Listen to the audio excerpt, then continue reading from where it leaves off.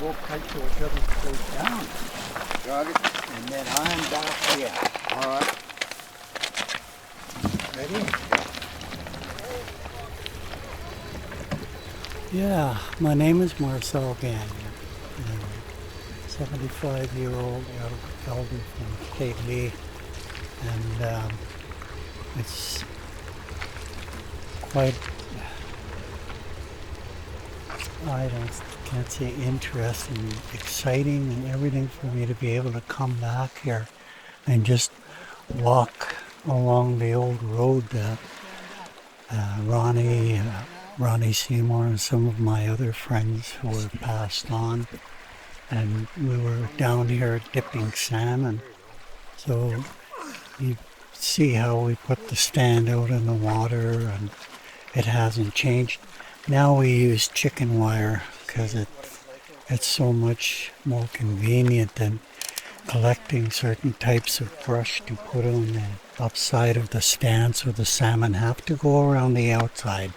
And that's when we're standing there with the big dip net. And the dip nets back then were all made of wood. And I remember watching Ronnie making those dip nets out of wood right from start to finish. And they were beautiful. They felt different. But the times have changed and we have to change with it. So now I'm back here on the Nichakoh River, dipping salmon. Going to be dipping salmon tonight, and I'm pretty excited about it.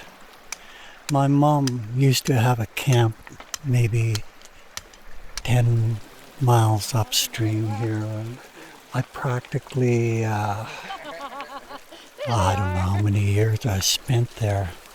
But, interestingly enough, along the Nichakoh and the Fraser, our families and family members from the reserve, and we all have our spots. So if I wasn't using my particular spot one summer and the salmon are running, maybe one of my relatives or friends would phone and say, Marcel, could I use your spot to fish tonight? I go, yeah. So that's the way it was along this river. We all had our spots. And I always remember my mom's because it was such busy things all the time. And I know she's gone and she'd probably have a good laugh when I tell you this story. But she invited a bunch of the elder women that she grew up with out to her camp. And my mom had a beautiful setup there. Us boys made sure that the camp was, her tent especially, which was a wall tent, had a wooden floor. And before she'd go to bed, one of us would take rocks and we'd heat it all up in the fire. And we had a big a metal pail and a hole in the center of her floor, and we'd heat those rocks and put them in the tent in that hole so it would keep the tent warm. And she enjoyed it because it was so cozy in there. But this particular night she brought all her friends out, and oh my gosh, she had a great big kettle. She went down to the river and filled it up and put tea bags in it, and they sat around and told stories all night long until I finally all went to sleep. In the morning I was in the tent and I heard her say, my boy, get up and get the fire going. I'll put tea on and make some breakfast for my guests. I said, yeah, okay.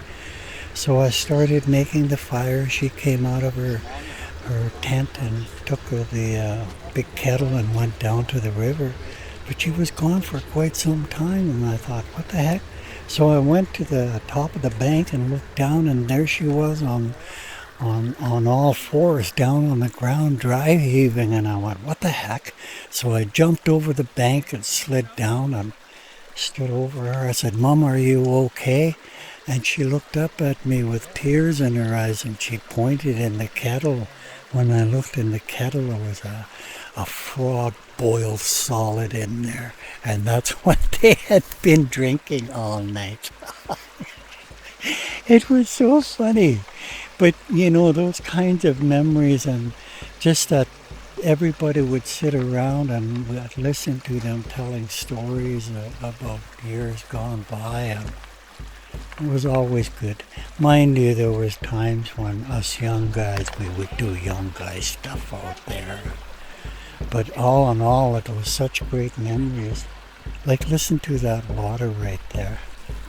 When you're out here dipping and you're all alone, and I've done that so many times out here, I'd be on that dip stand at 2 o'clock in the morning, nobody around, just dipping away, catching salmon. It was beautiful.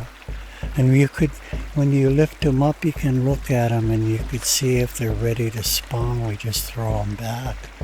It's very controlled, and we're very aware of management, fish management.